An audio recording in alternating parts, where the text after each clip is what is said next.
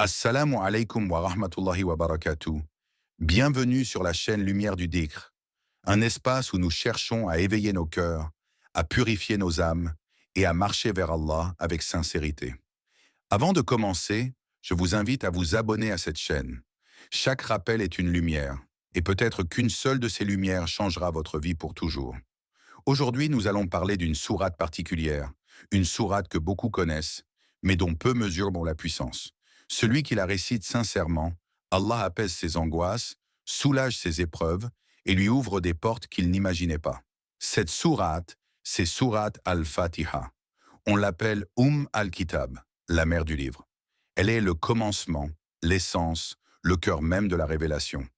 Aucun autre chapitre du Coran ne lui ressemble. Elle est courte en apparence, mais vaste comme un océan lorsque l'on plonge dans ses significations. Le prophète a dit « Jamais une prière n'est acceptée sans la récitation de la Fatiha ». Sahih Muslim. Réfléchis à cela. Allah n'a pas permis qu'une seule prière, qu'une seule prosternation, qu'une seule connexion avec lui se fasse sans passer par cette sourate, comme si elle était la clé indispensable pour franchir la porte du dialogue avec ton Seigneur. Sans elle, la prière reste incomplète. Avec elle, la prière s'ouvre et s'élève comme une lumière. Mais pourquoi cette sourate et pas une autre? Parce qu'elle n'est pas simplement un texte à réciter. Elle est un appel, elle est une louange, elle est une supplication et elle est une guérison. Elle contient en elle l'alpha et l'oméga de l'existence humaine. Reconnaître Allah, se soumettre à lui, demander son aide et implorer sa guidance. Allah dit « Et nous faisons descendre du Coran ce qui est une guérison et une miséricorde pour les croyants. » Sourate Al-Isra 17, 82. Al-Fatiha est cette guérison. Elle apaise les blessures invisibles, celles que personne ne voit, mais que ton cœur ressent chaque nuit. Elle est le remède aux inquiétudes qui te rongent en silence, aux angoisses que tu caches aux autres. Elle est une miséricorde pour celui qui la récite en croyant que les paroles d'Allah ne sont pas que des lettres, mais des miracles vivants. As-tu déjà réfléchi à la profondeur de ces mots? Quand tu dis « Alhamdulillahi Rabbil Alamin », tu reconnais que tout ce qui existe est entre les mains d'Allah et que rien ne t'appartient vraiment. Quand tu dis « Iyyaka na'budu wa iyyaka nasta'an », tu abandonnes tes illusions de force et tu confesses que seul lui peut t'aider. Cette sourate n'est pas seulement récitée, elle agit, elle soigne, elle libère, elle brise les chaînes invisibles qui te retiennent, celles de l'orgueil, du doute, de la peur. Et plus tu la médites, plus tu découvres qu'en réalité, tu ne la lis pas. C'est elle qui te lit, elle qui révèle l'état de ton âme. Un jour, un groupe de compagnons du prophète voyageait dans le désert. Ils arrivèrent près d'une tribu qui refusait au départ de les accueillir. Mais bientôt, les gens de cette tribu vinrent vers eux avec une demande pressante. Leur chef était gravement malade, souffrant, presque à l'agonie. Les médecins avaient échoué, les remèdes de la terre avaient été inutiles. Alors désespérés, ils cherchèrent un secours auprès de ces voyageurs. L'un des compagnons s'avança. Il n'avait pas sur lui de potions, ni de plantes, ni de médicaments. Il n'avait que le Coran dans son cœur. Alors, avec sincérité, il posa sa main sur le malade et récita Sourate al-Fatiha. Une fois, deux fois, plusieurs fois, et soudain, par la permission d'Allah, l'homme se leva, comme si la maladie n'avait jamais existé. Étonnés, les gens de la tribu offrirent aux compagnons un troupeau de brebis en remerciement. Quand ils rapportèrent l'histoire au prophète, il confirma « Comment avez-vous su que c'était une guérison ?» Et il approuva ce que son compagnon avait fait. Subhanallah, vois-tu la puissance? Ce qui pour beaucoup n'est qu'une récitation rapide avant de plonger dans une sourate plus longue, est en vérité une source de guérison. Pas seulement pour le corps, mais aussi pour le cœur. Car Al-Fatiha n'agit pas uniquement sur les maladies visibles. Elle agit aussi sur les douleurs invisibles, les angoisses qui volent ton sommeil, les blessures que personne ne voit, les peurs que tu caches derrière un sourire. Combien de fois ton cœur a-t-il crié en silence? Combien de fois as-tu senti une oppression que tu ne pouvais expliquer? Al-Fatiha est là, comme une lumière qui se déverse dans l'âme. Mais tout dépend de la façon dont tu la récites. Si tes lèvres bougent sans que ton cœur soit présent, elle restera des mots. Mais si ton cœur tremble, si tes yeux s'humidifient, si tu as la certitude qu'Allah t'écoute, Alors chaque verset devient une guérison qui descend dans ton être. Et toi, quand tu lis Al-Fatiha, la lis-tu avec le cœur tremblant ou simplement avec la langue? Imagine un instant. Tu te tiens debout dans ta prière, ton cœur lourd de ce que tu traverses, et tes lèvres commencent à réciter Surat Al-Fatiha. Ce que beaucoup ignorent, c'est qu'à ce moment précis, tu n'es pas simplement en train de lire un texte. Tu es en train de dialoguer avec ton Créateur. Oui, Allah, celui qui a façonné les cieux et la terre, celui qui connaît tes pensées les plus secrètes, te répond, verset après verset. Le prophète nous a révélé ce secret extraordinaire. Lorsque tu dis « Alhamdulillahi Rabbil Alamin » louange à Allah, Seigneur des mondes, Allah dit « Mon serviteur m'a loué ». Lorsque tu dis « Ar-Rahmani Raham » le tout miséricordieux, le très miséricordieux, Allah dit « Mon serviteur m'a glorifié ». Lorsque tu dis « Iyyaka na'budu wa iyyaka nasta'in » c'est toi que nous adorons, et c'est toi dont nous implorons secours. Allah dit, ceci est entre moi et mon serviteur aura ce qu'il demande. Subhanallah, as-tu déjà pris le temps d'imaginer cela? Chaque fois que tu prononces un verset, Allah te répond. Ce n'est pas un monologue, ce n'est pas une récitation mécanique, c'est une conversation sacrée. Toi, faible serviteur, et lui, le Tout-Puissant. Alors pourquoi parfois, lorsque tu récites Al-Fatiha, ton cœur reste-t-il distrait? Parce que tu oublies que celui qui t'écoute n'est pas silencieux. Il te répond, mais ton âme est trop agitée pour l'entendre. Lorsque tu dis Ihdinas Sirat al-Mustaqam, guide-nous dans le droit chemin, Allah n'ignore pas ta demande. Il inscrit cette invocation dans ton destin. Peut-être pas immédiatement, peut-être pas comme tu l'attends, mais toujours avec une sagesse infinie. Pense-y, combien de fois as-tu levé tes mains vers les hommes et n'as reçu que déception? Et combien de fois as-tu levé tes mains vers Allah en récitant Al-Fatiha, sans réaliser que la réponse venait déjà du ciel? As-tu conscience que chaque fois que tu récites cette sourate, tu dialogues avec ton Créateur? Ce moment est une intimité sacrée. C'est là, dans ces paroles simples mais infinies, que ton âme trouve sa vraie place, face à celui qui t'a créé, t'a nourri, et ne t'abandonnera jamais. Combien de fois t'es-tu retrouvé seul, le cœur serré, écrasé par des épreuves que personne autour de toi ne pouvait comprendre? Tu avances, mais chaque pas te semble lourd. Tu souris en public, mais à l'intérieur tu te demandes combien de temps encore tu pourras supporter ce poids. Combien de fois as-tu eu l'impression que le monde entier s'effondrait sur toi?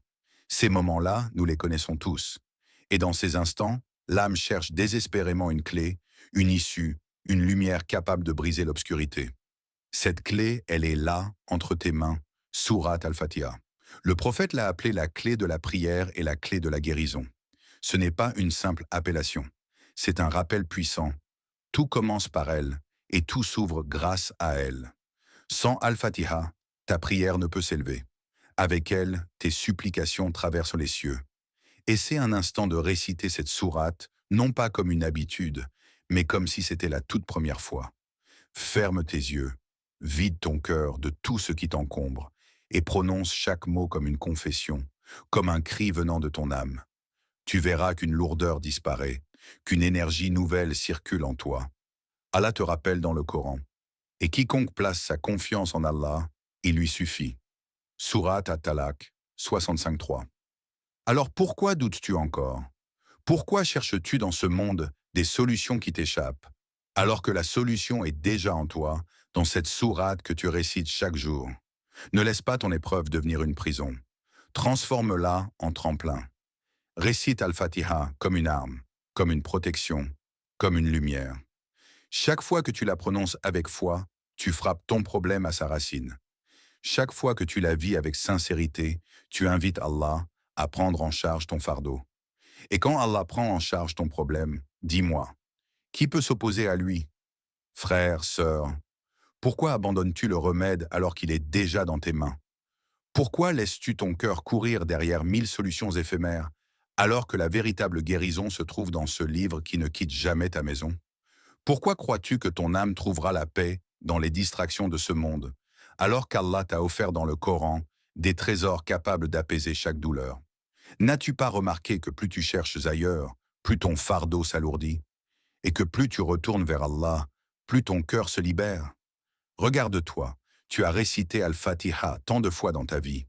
Combien de prières ont passé? Combien de rakats ont défilé? Mais combien de fois l'as-tu vraiment goûté? Combien de fois l'as-tu prononcé comme une invocation personnelle, comme si tu te tenais seul devant Allah, lui, confiant ton âme et tes blessures? Pourquoi oublier que la puissance d'Al-Fatiha réside dans la constance? Ce n'est pas une incantation qu'on lit une fois pour tout résoudre. C'est une lumière qu'on doit entretenir chaque jour, matin et soir, jusqu'à ce qu'elle pénètre nos veines, qu'elle s'imprime dans nos pensées, qu'elle illumine nos foyers.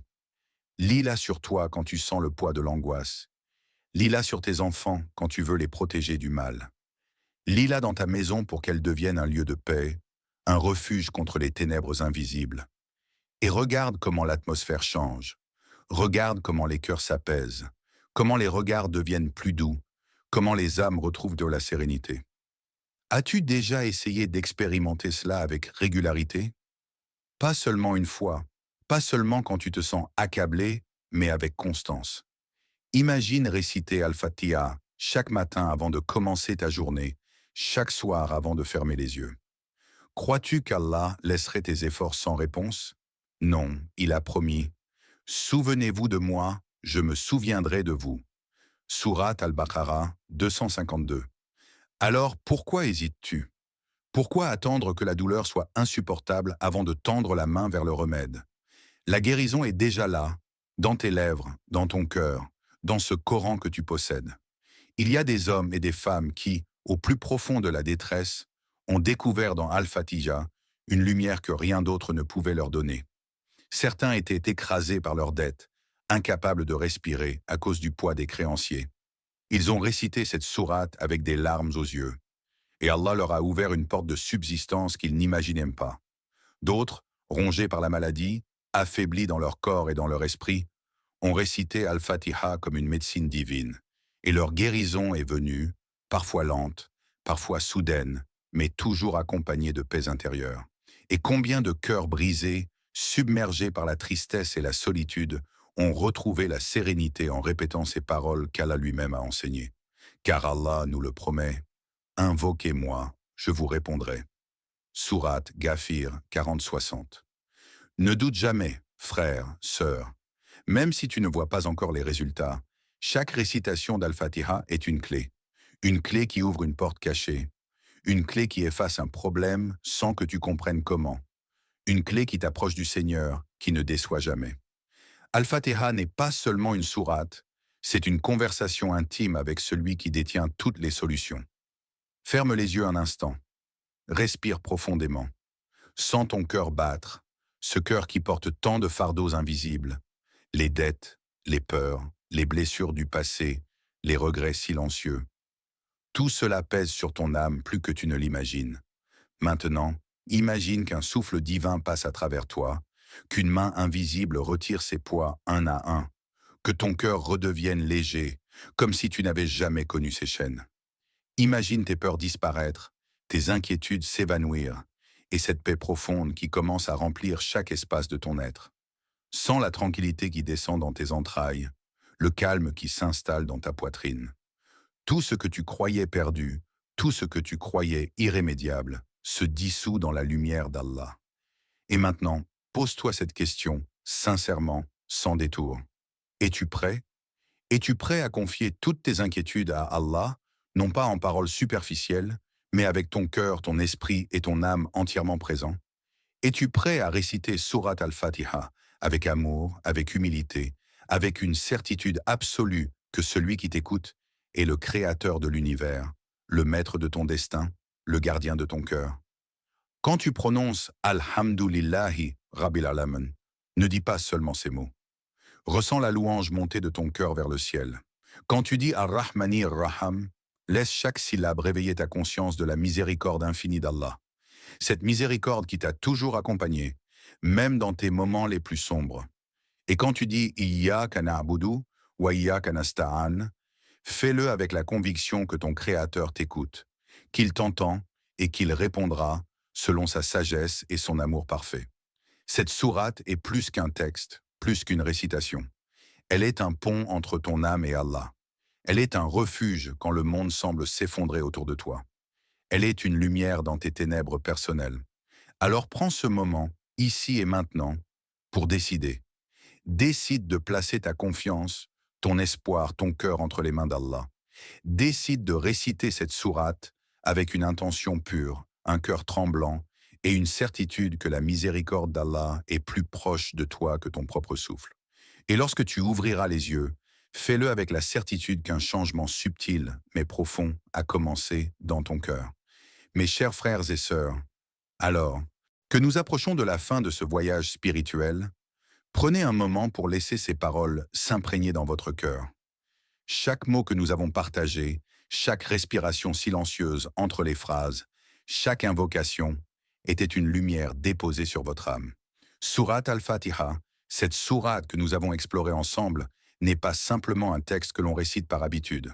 Elle est le cœur du Coran, le souffle de chaque prière et le remède pour les cœurs qui portent des blessures invisibles. Rappelez-vous, lorsque vous récitez al-Fatiha avec sincérité, humilité et concentration, vous ouvrez un dialogue direct avec Allah. Vous lui confiez vos inquiétudes, vos peurs, vos douleurs et vos espoirs. Vous lui permettez de prendre en charge ce que vos mains ne peuvent changer et ce que votre cœur ne peut guérir seul. Cette sourate est une clé, une lumière, un pont entre votre âme et la miséricorde infinie du Créateur. Ne sous-estimez jamais la puissance d'un cœur sincère qui invoque Allah. Même lorsque tout semble sombre, même lorsque le fardeau paraît insupportable, cette récitation peut transformer votre vie. Comme une pluie qui tombe doucement sur une terre desséchée, chaque mot de cette sourate pénètre votre être et apaise vos peurs. Laissez-la agir, laissez-la résonner en vous et observez comment Allah efface peu à peu vos angoisses et illumine votre chemin.